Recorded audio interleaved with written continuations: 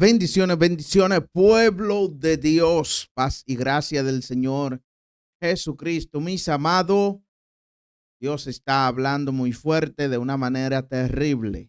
Lo que hoy vamos a escuchar, preste mucha atención a este video. Preste mucha atención, pueblo de Dios.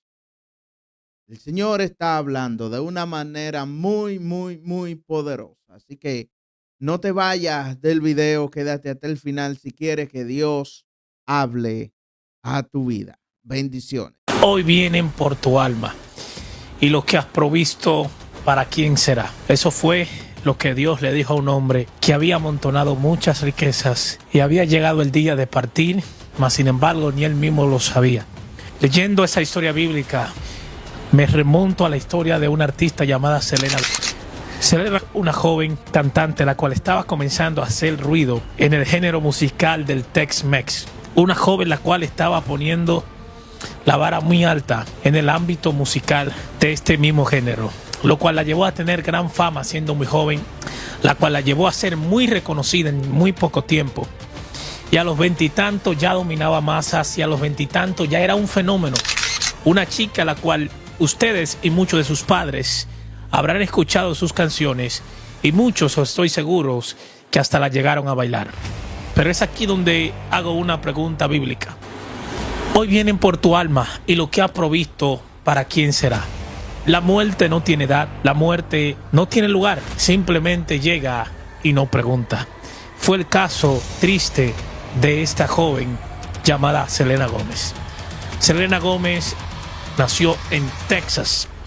Una joven, cual dicen sus vecinos, era una muchacha muy humilde, era una muchacha muy extrovertida, muy alegre. Cuando por azares del destino conoce a una mujer llamada Yolanda, la cual ella pone como presidenta de su club de fans. Esta mujer al principio se notaba muy bondadosa, muy amorosa con Selena, pero ni Selena misma sabía lo que le esperaba.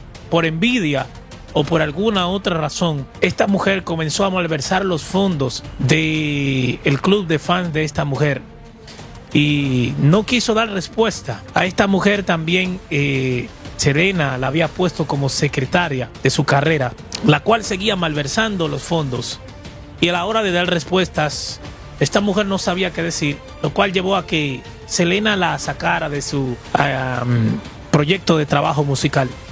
Y esto originó que esta mujer le propusiera a Selena una reunión en un hotel, la cual le dio un disparo con un revólver y esto provocó la muerte de esta joven.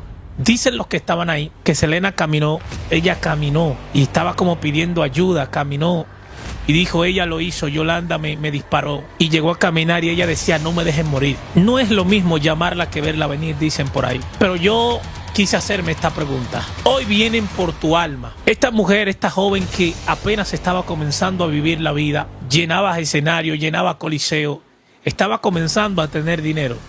Lamentablemente no pudo conocer a Dios, no pudo conocer a Cristo, sino que se dedicó a amontonar.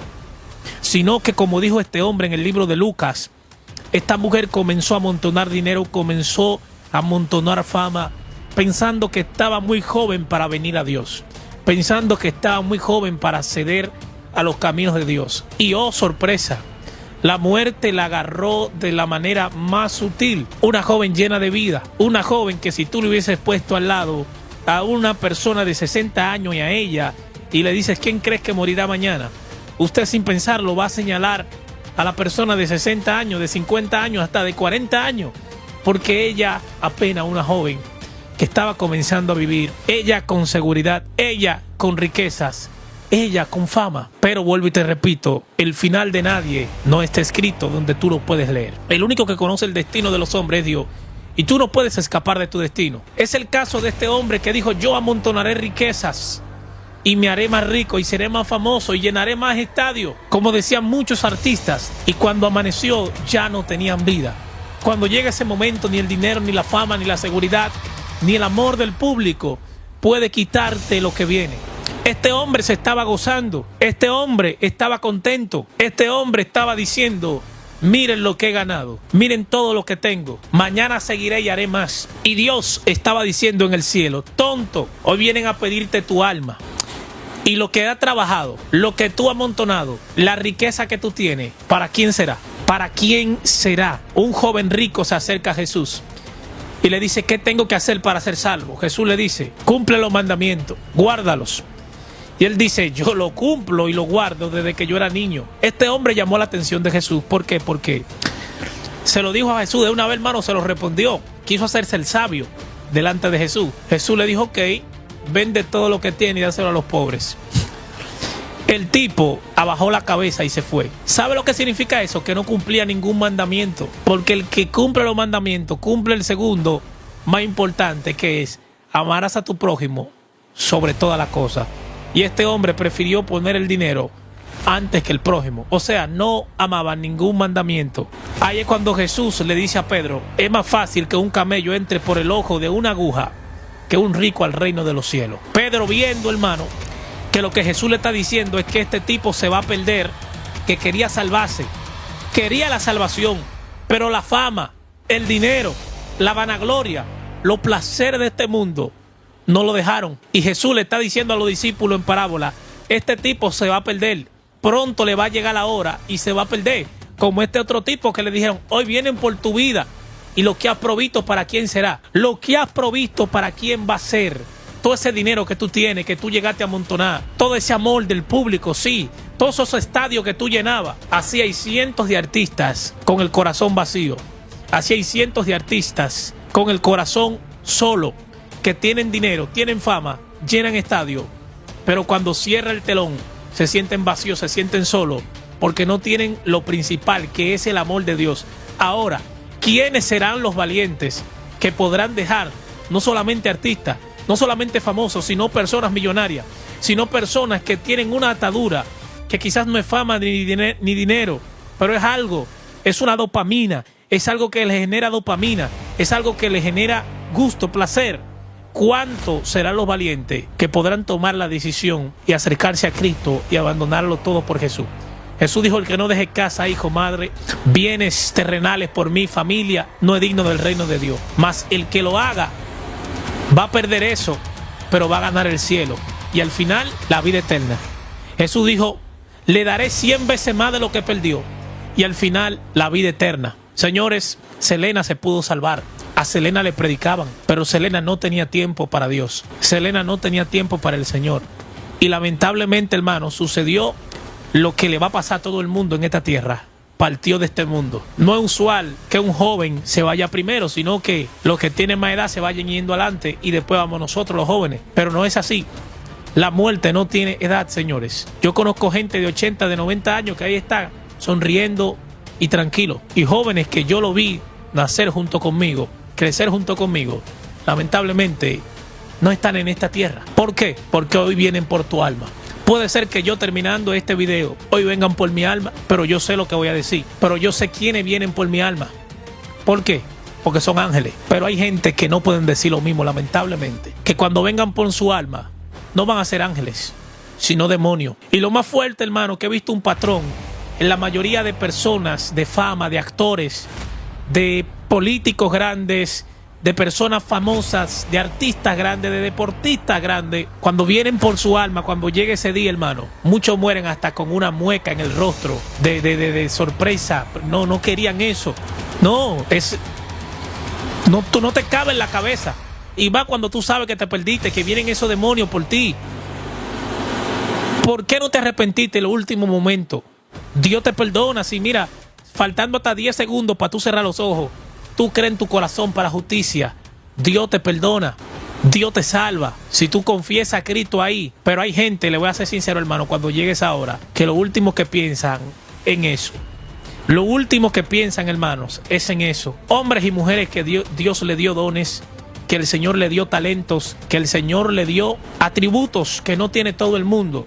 En la Biblia hubieron hombres de Dios que Dios los eligió y le entregó virtudes, le entregó talentos, dones. Eso no lo tenía todo el mundo. Yo reconozco que lo que Dios me dio a mí no lo tiene todo el mundo. Yo reconozco que la voz que tenía Michael Jackson no la tiene todo el mundo. Yo reconozco que la voz que tenía Freddie Mercury no la tenía todo el mundo. Yo reconozco que el swing, la virtud que tenía Selena no la tenía todo el mundo. Yo reconozco que en el deporte hay gente que tiene habilidades que no lo tiene todo el mundo, que en la política hay gente que tiene una oratoria que no la tiene todo el mundo. Yo reconozco que en la actuación hay gente que tiene un talento, un arte que no la tiene todo el mundo. Igualmente en la pintura, en todo, hermano, lo que es arte, lo que es sobresalir en cualquier aspecto de la vida. Hay gente que son genias, que Dios le entregó algo extra. Lo fuerte es que todos compareceremos ante el tribunal de Cristo. Y si no estamos listos, no importa que haya sido el mejor predicador, el mejor profeta, el mejor deportista, el mejor cantante, nada, ni siquiera en el evangelio, las obras no te van a salvar, aunque sí te pueden condenar. Lo que te salvará es la fe en Cristo, la gracia y la obediencia al Señor. Que cumplamos lo que está en su palabra. ¿Por qué? Porque hoy vienen por tu alma. Hágase esa pregunta. Hoy vienen por tu alma. El día que tú te vas y que yo me voy, no está escrito. No está escrito. Un hombre una vez dijo, yo quisiera saber el día que me voy a morir y el lugar para nunca pasar por ahí. Pero eso no está escrito. Hoy vienen por tu alma y lo que ha provisto para quién será, le dijo Dios a este hombre. Selena pudo haber salvarse. Selena pudo haber aceptado a Cristo, hermano. Pero lo más lejos que ella tenía era que se iba a morir ese día. Lo más lejos que ella tenía es que Dios la podía salvar si lo confesaba en ese último momento. Lamentablemente, hermano, no me compete a mí decir quién se salvó y quién se perdió, pero lamentablemente usted sabe lo que le espera al que se va sin Cristo de esta tierra. ¿Usted sabía eso, hermano? Usted sabe lo que le espera al que se va sin Cristo de esta tierra. Dice la Biblia que el gusano nunca muere y el fuego nunca se apaga. El infierno no es un cuento de vieja, no un juego de niño. Usted se recuerda el video que hice también de Jenny Rivera, donde se ve, hermano, donde esta mujer en su último concierto, una voz le dice como que hoy te muere. Y se escucha, hermano, una voz demoníaca le habló. El demonio, hermano, quizá usó a alguien ahí entre la multitud, quizá usó a alguien, hermano, lo dijo así, hermano, porque los demonios saben. Los demonios lo saben que hoy vienen por tu alma, porque ya se le dio a ellos, se le dio la oportunidad. Ellos fueron a pedir delante de Dios, déjanos buscarlo. Y Dios, hermano, como cada quien tiene un tiempo de nacer y uno de morir, simplemente lo permite. Y hay un momento que aún tú puedes orar todo lo que tú ores. Tú puedes cubrirte, tú puedes, y tú te vas como quieras. Nadie puede apaciguar a Dios. Hubo un predicador muy famoso, hermano, y muy de Dios, creo que no se ha levantado todavía, desde el libro de los Hechos, un predicador con la unción que tenía ese hombre, llamado Luis Urbáez. Y ni siquiera Luis Urbáez, hermano, cuando se arrodilló ahí, diciéndole a Dios que detenga el fuego, para que lo saque con vida, hermano, de ese bar, Dios, hermano, no, le dijo que no, porque nadie puede apaciguar a Dios. Nadie, absolutamente nadie puede apaciguar al Señor. Nadie. Eso es así. Nadie puede apaciguar al Señor. Así de sencillo. Nadie puede apaciguar a Cristo. Entonces, nosotros como pueblo de Dios tenemos que vivir una vida conforme al Señor. Esta mujer, hermano, que pudo abogar por su salvación aún en los últimos momentos de su vida, pero no lo hizo. No lo hizo. Pablo dice, ¿cómo escaparemos si descuidamos una salvación tan grande? Ella descuidó su salvación porque Dios le dio a ella 1 minuto. Le dieron el disparo y Dios le dio 1 minuto para que se arrepienta. Todos sabemos dónde va la gente que no acepta a Cristo. Michael Jackson, cuando se estaba muriendo, después voy a hacer un video de eso también, que estaba sedado, él hizo una llamada y él comenzó a contar. Y él se estaba yendo y él ahí hablando, ahí medio lento, hermano, medio ya que se estaba yendo. Estaba sedado los efectos del propofol. Y no, hermano, él no pensó en arrepentirse. Él no pensó en arrepentirse. Esa mujer también, Jenny, hermano, que esta mujer, hermano, los demonios le hablaron, hermano, y ella no, hermano, ella lo que estaba era en su, mañana voy a agrandar esto, mañana seré más famosa, ganaré Grammy, venderé más discos. Señores, hasta ahora yo no me he visto 2 personas que clamaron en su última hora, que fue Bob Marley, que Bob Marley hay rumores de que se arrepintió. Bob Marley se arrepintió a lo último, se cambió de la religión Rastafari y dijo, Señor, ¿qué he hecho? Es pecado. Oye, y otra persona que fue José José, que dijo, Señor, quítamelo todo, pero no te lleves mi voz. Y oró al Señor, no oró a María, no oró a los demonios. El tipo reconoció en sus últimos días que sin Dios no era nada. Yo quiero creer que él se arrepintió, no lo sé, no hay documento de eso. Dios no me lo ha dicho. Y hubo otra persona llamada Franklin Ruiz. Franklin Ruiz se arrepintió antes de morirse. Ese se arrepintió, sacó una canción que dice vuelvo a nacer. De Héctor Lavoe no puedo decir lo mismo, porque Héctor Lavoe se debía a demonios, al palomayombe, hermano, al espiritismo. Celia Cruz, la cual se perdió también, que voy a hacer otro video acerca de eso. Lo metió, hermano, en el satanismo, en el espiritismo, a Héctor. Y Héctor le cantaba a Changoya, a un grupo, a Obatalá, a Oruba, un grupo de demonios, hermano, a las divisiones, un grupo de demonios. Entonces, hoy vienen por tu alma, Héctor. Hoy vienen por tu alma, Celia. Hoy vienen por tu alma, Jackson. Hoy vienen por tu alma, Freddy. Artistas que dejaron un legado, hermano, que hasta el día de hoy la gente lo sigue recordando y le sigue aplaudiendo, lo sigue venerando. Artistas que para la gente son como, literalmente son como dioses con D pequeña. Mas sin embargo, nadie se escapará de aquel día. Hoy vienen por tu alma y lo que has provisto, ¿para quién será? ¿Tú quieres fama? Pregúntale a los jóvenes de este tiempo. ¿Qué tú quieres? Te van a decir, yo quiero ser famoso. La gente está trabajando para tener dinero, para ser famosa. ¿Qué tú quieres? Tú el mundo, hermano, eso se ha metido hasta en el evangelio. Usted ve un grupo de gente hablando disparate por tener fama, por buscar sonido. Usted ve un grupo de gente que hasta blasfeman hablando de mí, hablando de hombre y mujer de Dios, hablando de un profeta verdadero, blasfeman contra el Espíritu Santo. O sea, yo lo he visto blasfemando solamente por tener 2,000 y 3,000 visitas, por buscar sonido, señores. Estamos en una era donde la gente por view hace lo que sea, literalmente. Literalmente, artistas le venden el alma al diablo y la de su familia. Político, hermano, todo el mundo quiere sonido. Todo el mundo quiere sonido. No voy a decir todo el mundo, hermano, porque todavía hay hombres de Dios que nos hemos guardado. Yo hubiese podido ser millonario en dólares, pero yo no sirvo para engañar a la gente. Yo hubiese podido ser, hermano, un hombre con mucho dinero. Un hombre con mucho, pero mucho dinero. Pero yo no trabajo con la élite. Yo hubiese podido hacer, hermano, utilizar el don de Dios. Yo hubiese podido, hermano, escuche bien, utilizar lo que a mí se me dio para hacer prebendas, pero me hubiese convertido en un Balaam más, y yo no soy así. Yo he estado con familias presidenciales. A mí han intentado comprarme mis profecías para políticos y yo le he dicho que no, que yo no me muevo así, porque el profeta de Dios tiene una asignación. Hoy vienen por tu alma y lo que has provisto, ¿para quién será? Si eso se ha metido al evangelio, imagínese la gente del mundo cómo están. Usted está aquí. Entonces, yo lo que le estoy diciendo es que estamos en los últimos días, señores. Estamos en tiempos difíciles. Estamos en tiempos adversos. Hoy vienen por tu alma y lo que has provisto, ¿para quién será? ¿Para quién será? ¿Para quién? ¿Para quién? Hoy vienen por tu alma, hoy vienen por ella. Y lo que has provisto, ¿para quién será? ¿Para quién? Estamos en días difíciles, tiempos muy adversos.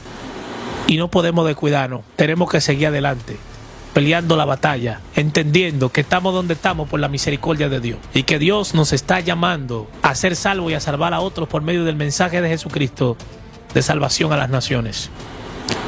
Dios te bendiga, Dios te guarde. Escucha este mensaje, compártelo con alguien, dale like al video, suscríbete si no estás suscrito. Te invito a que me sigas en Facebook para oración como Dionis de la Rosa y en Instagram como Profeta Dionis de la Rosa. Ahí voy a estar orando por ti y orando por los tuyos también. Que el Señor te guarde en gran manera y que Dios te bendiga. Que Dios honre a aquellos que le honren y que Dios te bendiga en gran manera. Shalom Ubraha. Me veo a mí mismo amarrado. Siento el olor del combustible empapando mi ropa, mi piel, mis pulmones. Escucho el sonido del fuego acercándose, y lo que veo en los ojos de los hombres que me rodean no es odio puro. Es algo mucho más aterrador que el odio. Es indiferencia.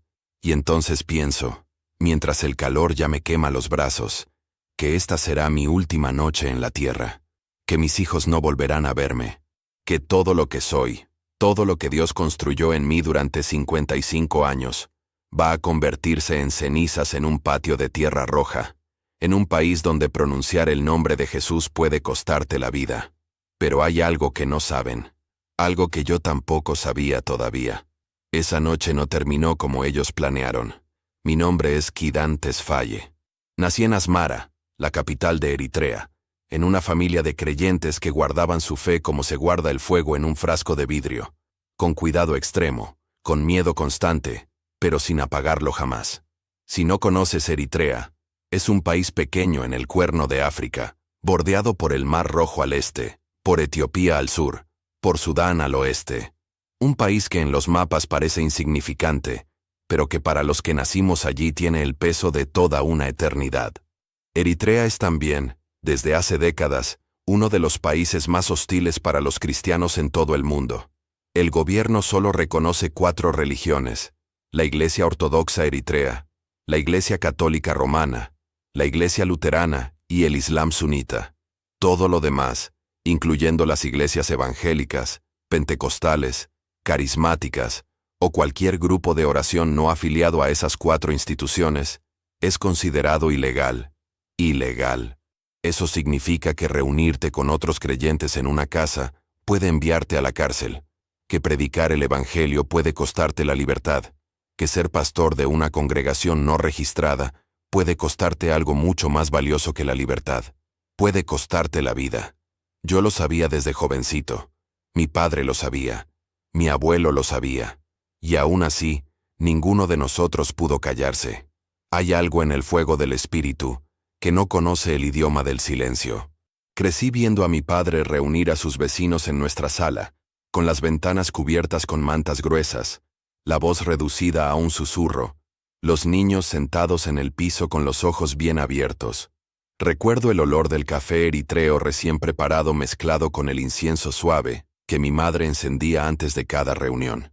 Recuerdo las manos entrelazadas en oración, los labios moviéndose en silencio, el peso sagrado de ese silencio que era, al mismo tiempo, el grito más fuerte que había escuchado en mi vida.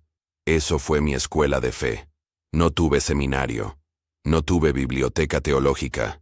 Tuve a mi padre susurrando la palabra de Dios en la oscuridad. Tuve a mi madre enseñándome los salmos de memoria, porque los libros podían ser confiscados, pero la memoria no. Cuando cumplí los 30 años, ya tenía una pequeña congregación propia. 12 familias al principio. Personas que habían llegado a mi vida de maneras que solo podían describirse como providenciales. Un vecino que me preguntó por qué yo tenía paz en medio de una crisis que estaba destruyendo a toda su familia. Una mujer joven que había perdido a su hijo y que me buscó porque alguien le dijo que yo tenía respuestas. Un ex soldado que había regresado de la guerra con el cuerpo intacto pero con el alma hecha pedazos, que una noche tocó mi puerta sin saber exactamente por qué. Esas son las historias que nunca aparecen en los titulares. El pastor clandestino no es solo alguien que predica en secreto. Es alguien que responde el teléfono a las 3 de la madrugada cuando alguien está a punto de tomar una decisión irreversible. Es alguien que acompaña a una familia al hospital cuando no tienen a nadie más. Es alguien que camina a través del dolor ajeno sin mapas, sin protocolos, sin otra guía que la voz interior que dice: ve, siéntate con ellos, no tienes que decir nada, solo estate ahí. Eso fue lo que fui durante 25 años. Un pastor sin iglesia registrada, sin título oficial, sin protección legal de ningún tipo. Con una Biblia que guardaba dentro del revestimiento de una pared y un corazón que no encontraba la manera de callarse. Nos reuníamos en casas diferentes cada semana para no generar sospechas. A veces en el garaje de un hermano, a veces en el sótano de una hermana que vivía en las afueras de la ciudad. Nos turnábamos, rotábamos. Nunca repetíamos el mismo lugar 2 veces en el mismo mes. Lo llamábamos Iglesia en Movimiento, porque así vivíamos. En movimiento constante, como el pueblo de Israel en el desierto, cargando nuestra fe como si fuera el arca, con reverencia, con cuidado, con la conciencia permanente de que el enemigo nos seguía los pasos. Durante años, Dios nos protegió. Años de reuniones clandestinas, de Biblias escondidas bajo tablones del piso, de niños que aprendían a no mencionar los cultos fuera de casa. Años de llevar una doble vida. La vida pública de un ciudadano común, y la vida secreta de alguien que pertenece a un reino que no es de este mundo. Y en esos años, vi cosas, vi sanidades, vi familias restauradas, vi jóvenes que llegaban destrozados por las drogas y el vacío, y que encontraban algo en esas reuniones susurradas que ningún médico ni ningún gobierno podía darles. Eso me mantenía. Eso era suficiente para seguir. Pero hay algo que aprendes cuando llevas décadas pastoreando en un país como Eritrea. El peligro no siempre viene de afuera. A veces viene de adentro. A veces viene de alguien que conoces. De alguien que te llama hermano. Hay un dolor específico en esa traición que no se parece a ningún otro dolor. Cuando un extraño te hace daño, El daño duele. Pero cuando alguien que ha comido en tu mesa, que ha orado contigo, que ha llorado contigo, que ha sostenido en brazos a tus hijos, decide entregarte al enemigo, ese daño tiene una textura diferente. Es el daño que abre preguntas que no tienen respuesta fácil. ¿Cómo no lo vi? ¿Qué señales ignoré? ¿En qué momento el corazón de esa persona se cerró mientras yo seguía creyendo que estaba abierto? No quiero nombrar a esa persona. No por protegerla, sino porque la traición ya no le pertenece a ella en mi historia. La traición fue el instrumento. Dios fue el arquitecto. Y los arquitectos, ya lo sé, usan materiales que nadie anticiparía. En el año en que ocurrió todo esto, nuestra congregación había crecido. Ya no éramos 12 familias, éramos casi 40 personas. Y con el crecimiento llegaron rostros nuevos, historias nuevas, hambre espiritual que parecía genuina. En su mayoría lo era. Pero entre la multitud de los genuinos, siempre hay espacio para uno que no lo es. Debía haber prestado más atención a las señales. Hay una diferencia sutil entre alguien que viene a recibir y alguien que viene a observar. Los que vienen a recibir tienen los ojos hacia adentro durante la oración. Los que vienen a observar tienen los ojos hacia afuera aunque los tengan cerrados. Yo lo sé ahora, en ese momento no lo sabía. O quizás lo sabía y elegí no verlo, porque el pastor que desconfía de su rebaño termina siendo un guardián, no un padre. Y yo siempre quise ser un padre. Ese querer ser un padre fue lo que dejó la puerta entreabierta. Debí haber discernido mejor. Pero si hubiera discernido mejor, tal vez el milagro nunca hubiera ocurrido. Y sin el milagro, David todavía estaría donde estaba. Y 34 personas no habrían visto lo que vieron. Y yo no estaría aquí contándote esto. Así que incluso en eso, en lo que pudo parecer un error mío, encuentro la mano de Dios. Pero ese es el peso que cargué después. La pregunta de si pude haber evitado lo que estaba por venir. La noche que lo cambió todo era un martes de agosto. El calor en Asmara en agosto es diferente al calor que puedes imaginar si vives en otro lugar. No es solo temperatura, es una presencia física. El aire pesa. La tierra retiene el calor del día como si no quisiera soltarlo. Y cuando cae la noche, en lugar de alivio, viene una oscuridad densa, casi sólida, que se pega a la piel. Las calles de Paradiso a esa hora estaban casi vacías. Un perro ladraba a lo lejos con esa periodicidad mecánica de los perros que han aprendido que nadie les hace caso. En alguna casa lejana, una radio transmitía música que llegaba hasta nosotros como un murmullo distorsionado. El barrio olía a tierra caliente y a humo de leña de la cena que alguien había cocinado horas antes. Todo era normal. Todo era exactamente como debía ser. Esa es la crueldad de ciertas noches, que llegan disfrazadas de normalidad. Esa noche nos reuníamos en la casa de un hermano llamado Solomon. Era una casa pequeña en el barrio de Paradiso, al este de la ciudad. Un patio trasero de tierra roja, rodeado de muros bajos de adobe con trozos de vidrio incrustados en el borde superior, que en otro contexto hubiera parecido un detalle pintoresco y que esa noche me haría pensar en fortalezas y en lo ilusorio que es creer que los muros te protegen de lo que no tiene forma física. Solomon había puesto mantas en las ventanas, como siempre. Su esposa había preparado injera y café para después del culto. Los niños dormían en el cuarto del fondo. La puerta del patio estaba cerrada por dentro con un pasador de metal, que Solomon misma había instalado el año anterior, precisamente para estas reuniones. Éramos 34 personas esa noche. La reunión había comenzado de la misma manera que comenzaban siempre, con el saludo silencioso de personas que comparten un secreto que vale más que la comodidad. Los abrazos un poco más largos de lo normal. Las manos que se aprietan sin necesidad de palabras. Esa forma particular de mirarse que tienen los que saben que el lugar en que están no es seguro pero eligen estar ahí de todas maneras. Cantamos suavemente. Tan suavemente que los que estaban en las calles fuera del muro no hubieran podido distinguir si lo que escuchaban era música o solo el viento. Leímos la palabra. Yo prediqué sobre el Salmo 23. Aunque ande en valle de sombra de muerte, no temeré mal alguno, porque tú estarás conmigo. Lo recuerdo con una claridad extraña, porque ahora sé que Dios me estaba preparando. Que cada palabra de ese salmo era, al mismo tiempo, una promesa y una advertencia, que el valle de sombra de muerte no era solo una metáfora poética del rey David, era también la descripción literal de lo que estaba a punto de ocurrir en ese patio. No lo entendí en ese momento. Nadie lo entendió. Cuando predicas sobre el peligro desde la seguridad relativa de una sala con mantas en las ventanas, el peligro tiene la textura de la teología. Cuando el peligro llega en carne propia, cuando llega con rifles y cuerdas y combustible, la teología se convierte en algo diferente. Se convierte en la única cuerda real que tienes para agarrarte. Cuando terminé de predicar, inclinamos las cabezas para orar. 34 personas en silencio, con los ojos cerrados, con los corazones abiertos.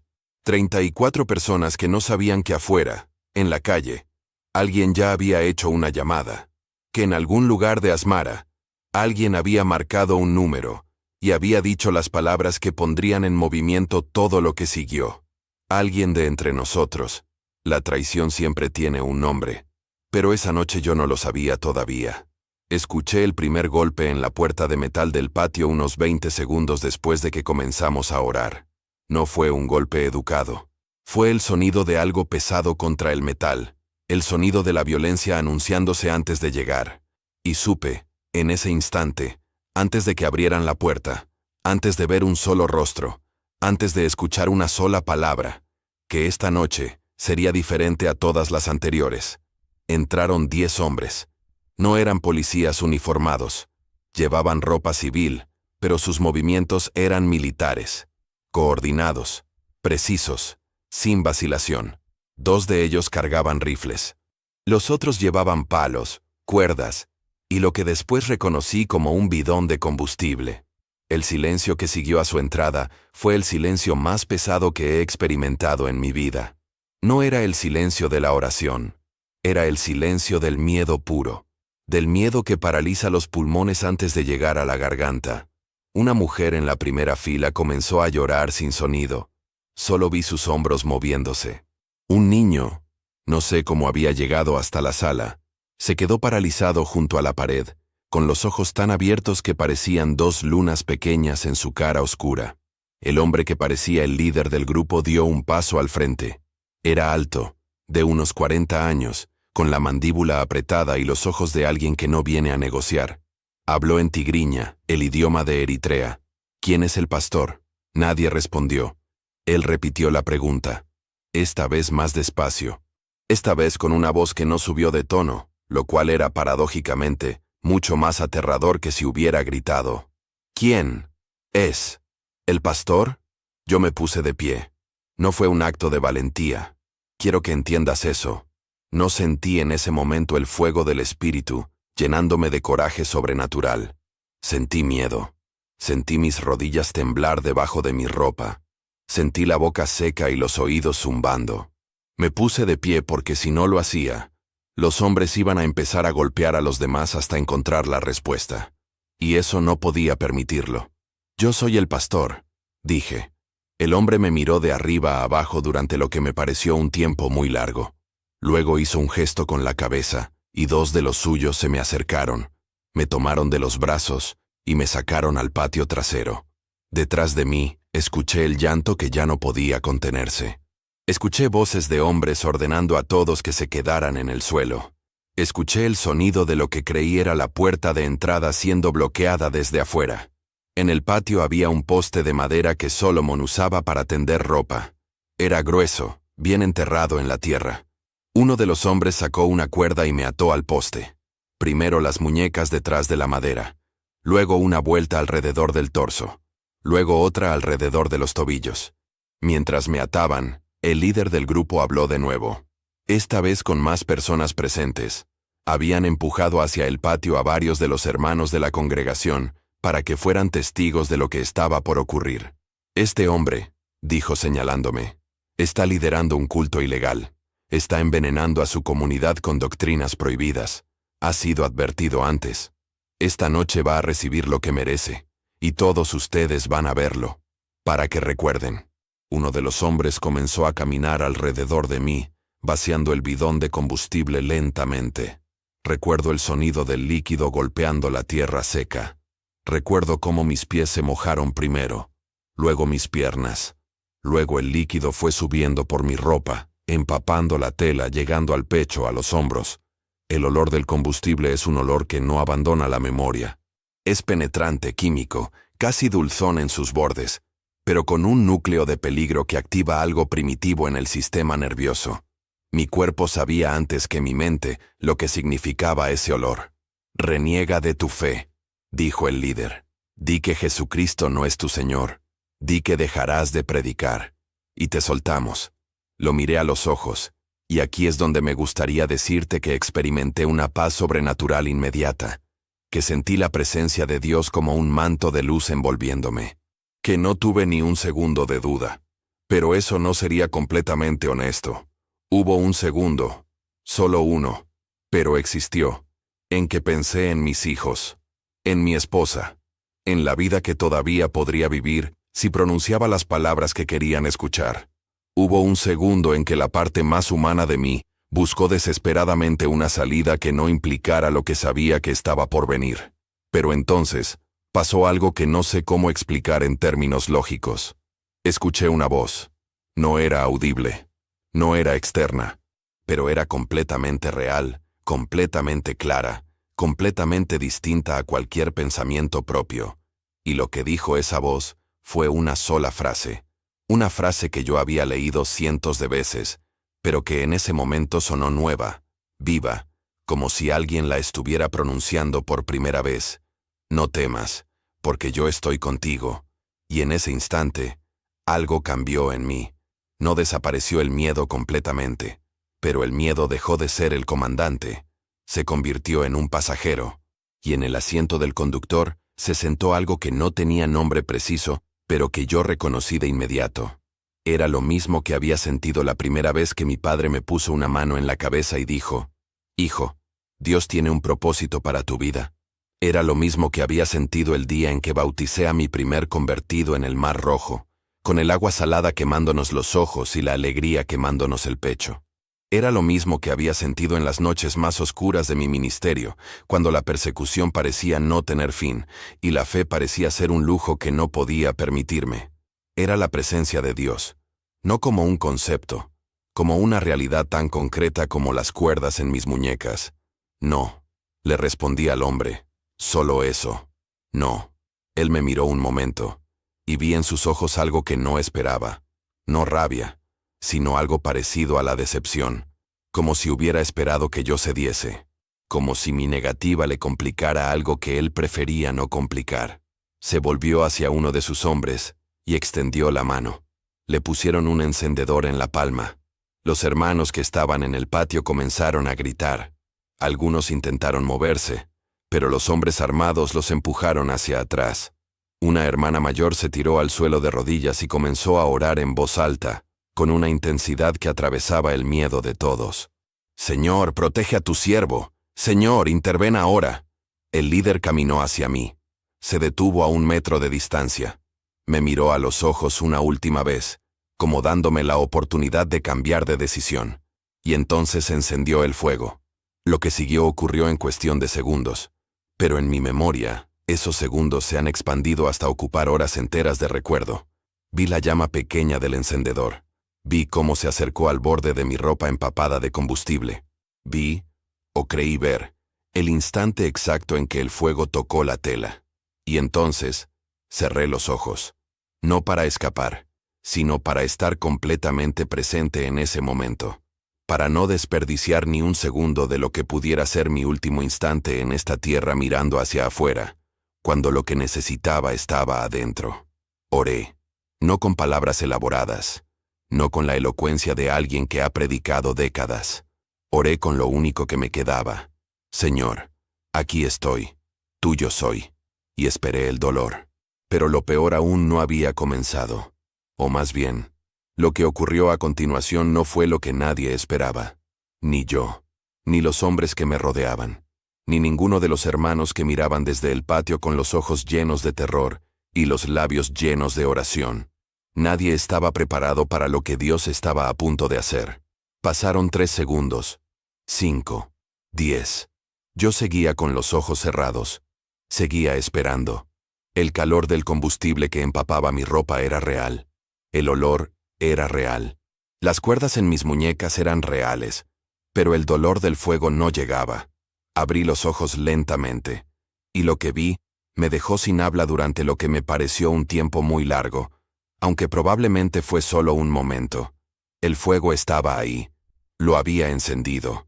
Era real. Ardía en la tierra a menos de medio metro de mis pies, pero no me estaba quemando. No había llamas en mi ropa. No había llamas en mi piel. El combustible que me empapaba seguía ahí. Podía olerlo, podía sentirlo húmedo contra mi cuerpo, pero no ardía. El hombre con el encendedor dio un paso atrás. Vi su cara cambiar de expresión por primera vez esa noche. La indiferencia se quebró. En su lugar apareció algo que me costó un momento reconocer, porque era lo último que esperaba ver en ese rostro. Miedo.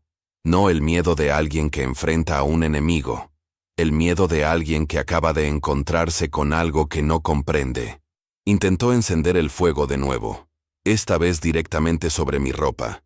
Vi la llama tocar la tela que estaba completamente empapada de combustible, y la llama se apagó. Así, sin viento, sin agua, sin ninguna razón física posible. La llama simplemente se apagó.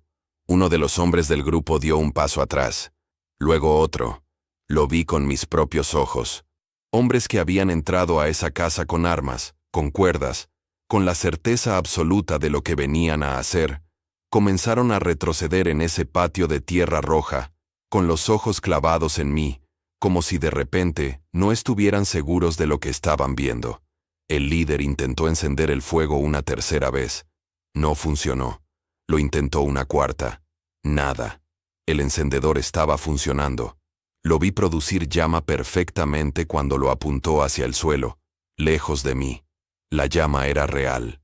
El combustible era real, pero no ardía en mi cuerpo. En el patio, el llanto había cesado. El griterío había cesado. Un silencio diferente a todos los silencios que había experimentado esa noche se instaló sobre todos nosotros. No era el silencio del miedo. Era el silencio de algo que no tiene nombre en ningún idioma humano. Era el silencio del asombro sagrado. La hermana que había estado orando de rodillas, una mujer mayor, de casi 70 años, a quien todos llamábamos Ababa Miriam, se puso de pie lentamente, con una dignidad que no pertenecía a este mundo. Caminó hacia el frente del grupo, pasando entre los hombres armados como si no los viera, como si no existieran para ella, y se paró a unos pasos de mí. Me miró, y en sus ojos no había miedo. Había algo que solo puedo describir como reconocimiento, como si ella hubiera visto esto antes, en algún lugar de su memoria espiritual que iba más allá de lo que cualquier ser humano puede ver. Dios está aquí, dijo en voz baja, no como una declaración de triunfo, como el informe simple y sólido de alguien que constata un hecho. Y algo en esas 3 palabras, la forma en que las dijo, la quietud de su voz en medio de todo ese caos, pareció romper algo invisible en el aire. El líder del grupo habló, esta vez en un tono diferente. La autoridad había salido de su voz. Lo que quedaba era algo más parecido a la confusión, casi a la súplica. ¿Qué está pasando? Nadie le respondió. Uno de los hombres armados bajó su arma. No la soltó, pero la bajó. Y eso fue suficiente para que el ambiente en el patio cambiara de una forma que todos percibimos aunque ninguno pudiera explicar. Pasaron varios minutos. Los hombres se miraban entre sí. Nadie daba órdenes. Nadie se movía hacia mí. Es como si el guión que habían seguido hasta ese momento hubiera llegado a una página que no existía, y ninguno de ellos sabía qué hacer a continuación. Uno de los hombres comenzó a soltar mis cuerdas. No sé por qué lo hizo. No sé si fue miedo, si fue algo que sintió, si fue una orden interna que no puedo rastrear desde afuera. Solo sé que uno de los hombres que me había atado al poste comenzó a desatarme, con manos que temblaban ligeramente. Cuando mis brazos quedaron libres, no los levanté para defenderme. No corrí. Solo me quedé de pie junto al poste, mirando a los hombres que me rodeaban. Y entonces ocurrió la segunda parte de lo que nunca había anticipado. El líder. El mismo hombre que había encendido el fuego, el mismo que me había dado la oportunidad de renegar de mi fe, el mismo que había entrado a esa casa con la indiferencia de alguien que no espera encontrar resistencia, se arrodilló en la tierra. No sé si fue un gesto consciente, no sé si fue su cuerpo respondiendo a algo que su mente todavía no había procesado. Solo sé que ese hombre con el encendedor y la mandíbula apretada, y los ojos de quien no viene a negociar, estaba de rodillas en la tierra roja del patio de Solomon, y lloraba. No lloraba como alguien que llora de vergüenza, lloraba como alguien que ha visto algo que ha roto algo dentro de él. Lloraba como un hombre que ha cargado una convicción toda su vida, y en cuestión de segundos ha visto esa convicción derrumbarse. Los demás hombres de su grupo se fueron retirando, silenciosamente, sin violencia, sin sus armas al frente, sin el paso marcial con el que habían entrado. Se fueron como agua que retrocede, y nos quedamos en el patio. Yo, de pie junto al poste, oliendo a combustible que no había ardido. Ababa Miriam, de pie a unos pasos de mí, con las manos juntas y los ojos llenos de una paz que no era de este mundo. Y el líder del grupo, de rodillas en la tierra, sollozando. Me acerqué a él, me arrodillé a su lado, y puse mi mano en su hombro. No tenía palabras, no tenía un sermón preparado para ese momento, no tenía una estrategia pastoral para lo que estaba viviendo. Solo tenía lo que siempre había tenido, la presencia de Dios, que en ese momento era tan densa y tan real que podía casi palparla con los dedos. ¿Cómo te llamas?, le pregunté. Tardó un momento en responder. Cuando lo hizo, su voz era la voz de un hombre completamente diferente al que había entrado al patio media hora antes. David, dijo. David, repetí. Dios te ama. Eso es lo que acaba de pasar aquí.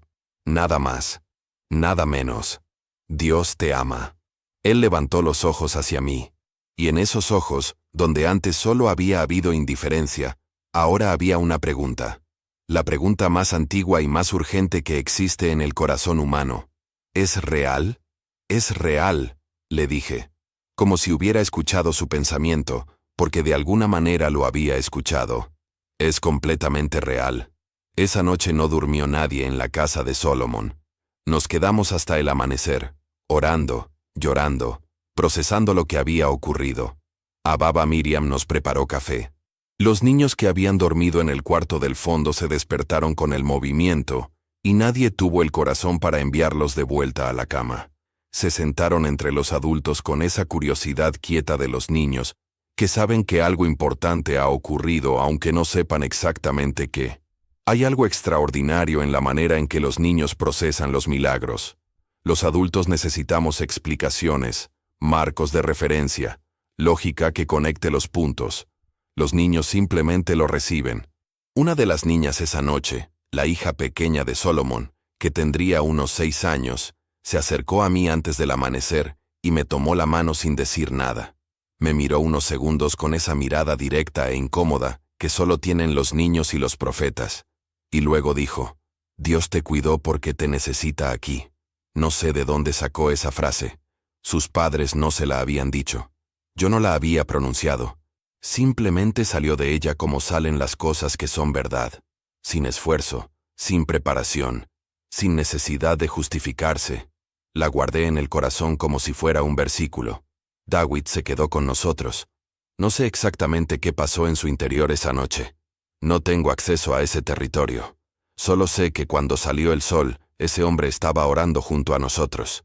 Con palabras torpes, con la voz todavía rota, con la cabeza todavía llena de preguntas que no tenían respuesta rápida. Pero orando, con la seriedad de alguien que sabe que lo que está haciendo es real y que no puede fingir que no lo es. Lo que me impacta de David, incluso ahora, es que no hizo preguntas teológicas esa noche. No preguntó sobre doctrina, no preguntó sobre denominaciones, no preguntó qué libro debía leer primero. Su primera pregunta, cuando finalmente habló con calma, fue sencilla. ¿Cómo puedo conocerlo? No a la religión, no a la institución, no al sistema de creencias, a él. Y eso me dijo todo lo que necesitaba saber sobre lo que había ocurrido en el corazón de ese hombre. Lo que el fuego no encendió en mi ropa, lo encendió en su alma. Y ese fuego que David llevaba adentro desde esa noche no tenía nada que ver con la violencia con la que había llegado. Era un fuego diferente. El fuego del que habla Juan el Bautista cuando dice que el que viene después de él bautizará con Espíritu Santo y con fuego. Ese fuego. En los días que siguieron, tuvimos que movernos. Era obvio que nuestra ubicación había sido comprometida y que necesitábamos reorganizarnos. Varios hermanos decidieron que era el momento de salir del país. No los juzgué. Cada uno tiene una familia, una historia, un umbral de riesgo que no le corresponde a nadie más fijar. Algunos fueron a Etiopía, otros cruzaron hacia Sudán. Dios los acompañó a todos. Otros decidieron quedarse. Yo me quedé. No porque sea valiente. Ya te dije que no me considero así. Me quedé porque sentí con absoluta claridad que mi lugar era ese.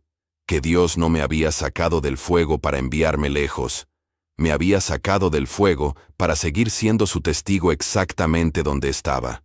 Para que cada vez que alguien en Asmara preguntara si Dios es real, hubiera alguien que pudiera responder con algo más que palabras. Pero algo había cambiado en mí de forma irreversible. Antes de esa noche, predicaba sobre la protección de Dios desde la fe, desde la convicción intelectual y espiritual de lo que creía.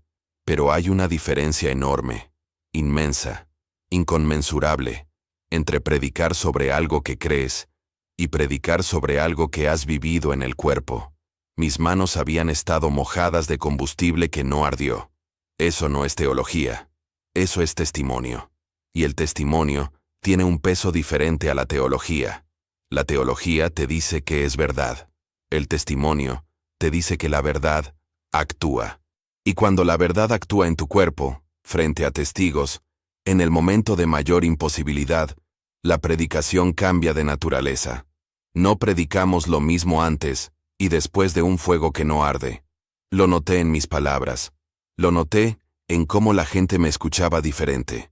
No porque yo hubiera cambiado mi vocabulario, ni mis versículos, ni la estructura de mis mensajes, sino porque había algo detrás de las palabras que no estaba antes. La autoridad que da haber estado en el fuego y haber salido de él no es la misma que la autoridad de los libros. Es más silenciosa y más pesada al mismo tiempo. En los meses que siguieron, algo curioso ocurrió. David, el hombre que había venido a quemarme, comenzó a aparecer en nuestras reuniones, con precaución al principio, con miedo, no hacia nosotros, sino el miedo propio de alguien que está siendo transformado y no sabe todavía cómo procesar la transformación. El miedo de un hombre que durante años creyó una cosa con toda la firmeza que su carácter podía sostener y que en una noche vio esa cosa derrumbarse sin posibilidad de reconstruirla tal como era. Ese es un tipo de crisis espiritual que poca gente comprende. No la crisis del que no cree en nada, sino la del que creyó en lo equivocado y ahora está en el espacio vacío entre lo que fue y lo que todavía no sabe cómo nombrar. Lo acompañé en ese espacio, no con respuestas, con presencia, con paciencia, con la disposición de sentarme con él en la incomodidad de sus preguntas, sin apresurarnos hacia conclusiones que él no había alcanzado todavía por sí mismo. Hay un versículo que ha habitado en mí desde esa noche como si fuera un inquilino permanente. Lo encuentras en Isaías 43, versículos 2 y 3. Cuando pases por las aguas, yo estaré contigo. Y si por los ríos, no te anegarán. Cuando pases por el fuego, no te quemarás, ni la llama arderá en ti. Porque yo Jehová, Dios tuyo, el Santo de Israel, soy tu Salvador. Leí ese versículo cientos de veces antes de esa noche. Lo memoricé desde niño. Lo prediqué a otros. Pero esa noche en el patio de Salomón, Dios convirtió ese versículo en algo diferente a la tinta en un papel. Lo convirtió en carne y hueso. Lo convirtió en combustible que no arde. Lo convirtió en el llanto de un hombre de rodillas en tierra roja. He pensado mucho en por qué Dios lo hizo de esa manera. ¿Por qué no simplemente evitó que los hombres llegaran esa noche? ¿Por qué permitió que yo llegara hasta el poste, hasta las cuerdas, hasta el combustible empapando mi ropa? ¿Por qué el milagro ocurrió en el momento de mayor exposición, de mayor vulnerabilidad, de mayor imposibilidad humana. Y creo, con la humildad de alguien que sabe que no tiene acceso a todos los pensamientos de Dios, que la respuesta tiene algo que ver con el propósito del testimonio. Un milagro que nadie ve, no cambia a nadie.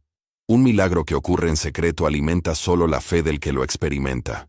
Pero un milagro que ocurre delante de 34 personas asustadas, delante de 10 hombres que vinieron a ejercer violencia, delante de un líder con un encendedor en la mano y la indiferencia en los ojos, ese milagro se convierte en algo que ninguna de esas personas puede negar, que ninguna de ellas puede explicar, que ninguna de ellas puede olvidar.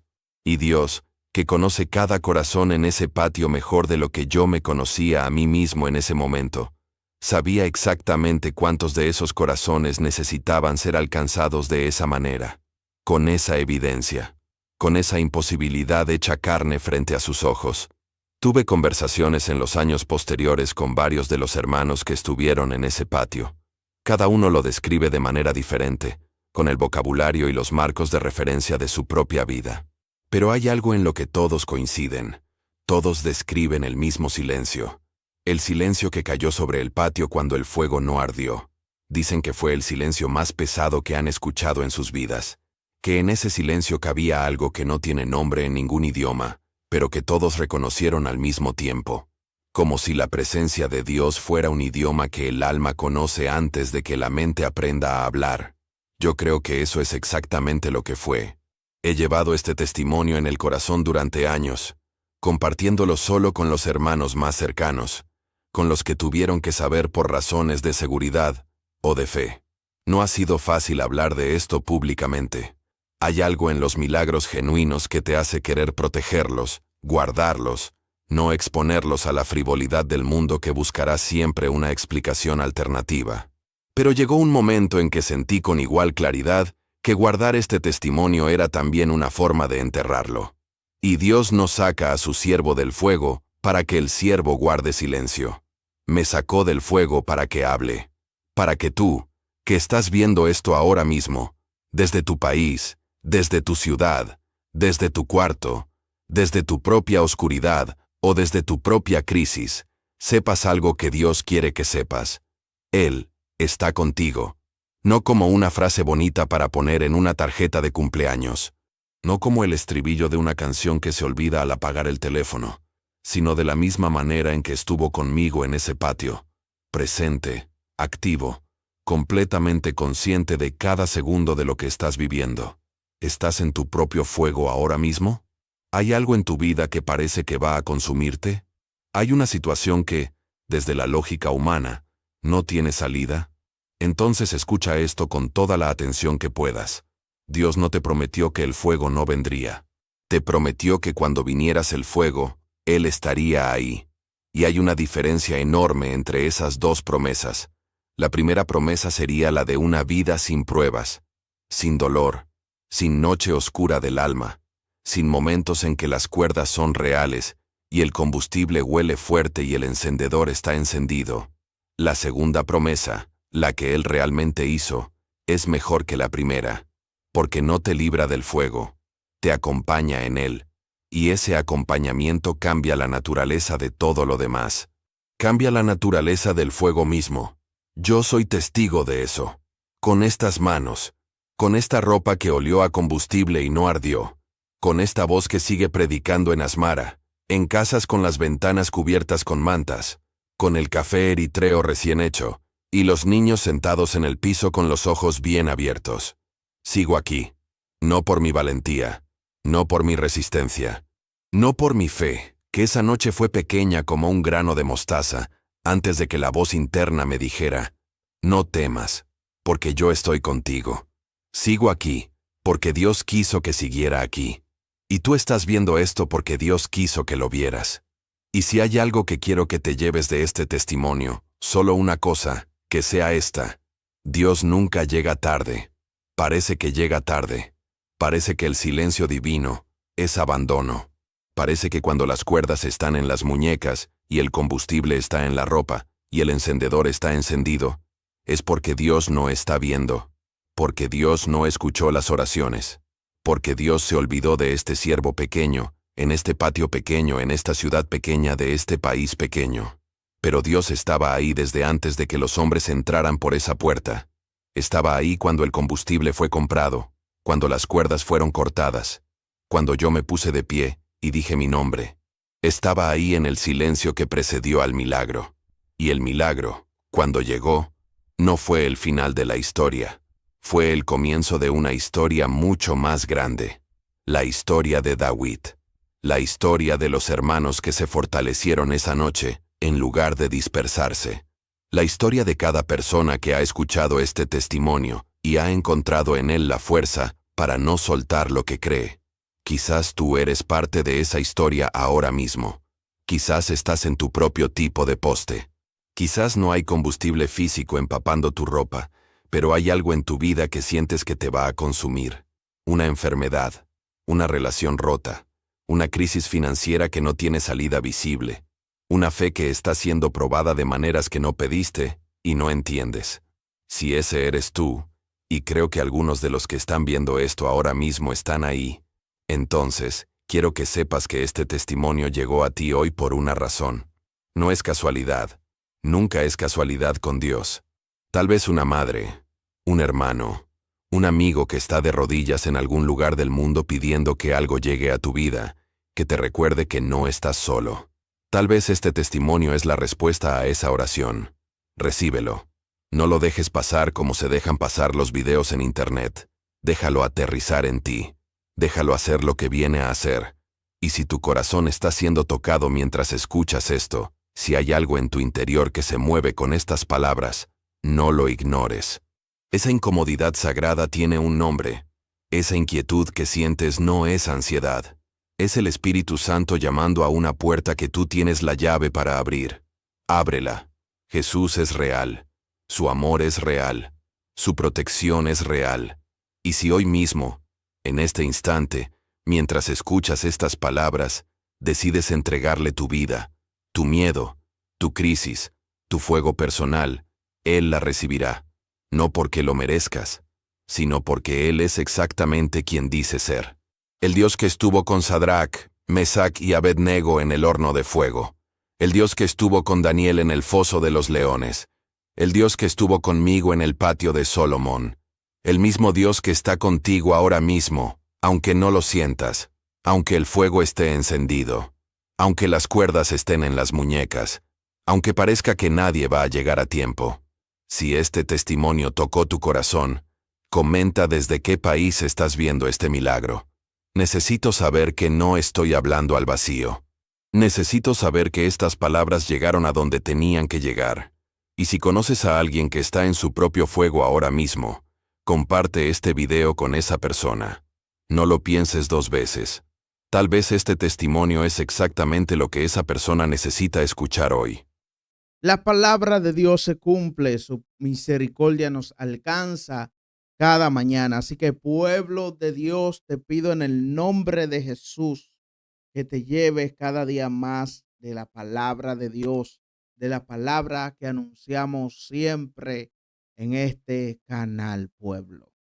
Así que nada más que bendecir tu vida, pedirte que te acuerdes de compartir los videos, que te suscribas al canal, que comente, que le dé like en el nombre de Jesús, porque Dios está haciendo cosas grandes, cosas muy fuertes, muy poderosas.